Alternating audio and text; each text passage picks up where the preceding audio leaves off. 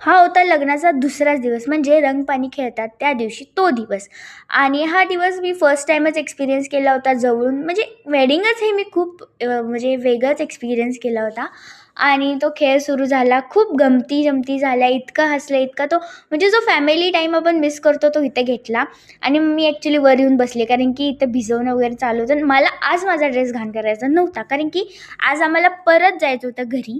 So मग त्यांना भिजू दे म्हटलं. नवरा-नवरी तर खूप एन्जॉय करत होते आणि मेन म्हणजे ती गोष्ट हवीच. आणि हे म्हणजे रिच्युअल्स होते का हे मला आता मी सांगू शकत नाही, पण खूप भारी वाटलं. आणि आता हा प्रवास संपणार होता. जो प्रवास आल्या-आल्या बांगडी भरल्या आणि इतकं छान ताट सजवलं म्हणा, हळदी खेळलो, इतका टाईम स्पेंड केला फॅमिलीसोबत, इतकं भुतागत रंगलो आणि लग्नात पण मस्त फ्लेक्स केलं. परत आल्यावर इतकं सजावट वगैरे झाली, खेळ वगैरे खेळले.